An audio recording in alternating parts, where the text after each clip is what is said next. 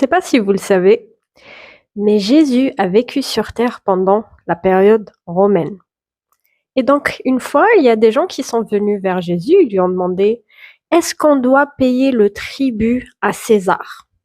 Parce que c'était un étranger, César, les Romains, c'était pas les Juifs.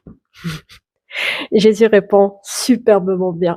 Ça se dit pas, mais superbement bien. Il leur dit, donnez-moi une pièce. C'est qui l'effigie là? Qui est dessiné sur la pièce? Ils répondent, César. Et ben il dit, rendez à César ce qui est à César et à Dieu ce qui est à Dieu. C'est beau, non? Mais je voudrais t'amener à réfléchir à autre chose avec cette histoire. Parce qu'il y a un autre épisode où les collecteurs de drachmes, je sais pas si ça se dit bien, c'est des collecteurs, ils viennent vers Pierre, l'apôtre, et ils disent, mais ton maître, Jésus, il paye pas le drachme?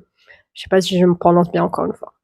Il dit si, puis il rentre, et puis Jésus le voit et il dit qu'est-ce qui te semble? Est-ce qu'il faut payer? Est-ce qu'on est exempté? Qui c'est qui paie le drachme? Est-ce que c'est les étrangers? Et Pierre dit bah oui, c'est les étrangers normalement qui paient ça. Et il dit donc normalement les fils sont exempts. Mais pour ne pas les scandaliser, Jésus le fait quand même, hein, va pêcher et le premier poisson que tu trouveras une pièce dedans. Et paie pour moi et pour toi, nos deux parts. C'est pas du vol, Jésus a payé, mais c'est pour te montrer que t'as le tribut pour César, t'as les collecteurs de drachmes, mais t'as le Dieu de l'univers. C'est pas beau ça? Et tu as une alliance avec ce Dieu-là, tu lui appartiens.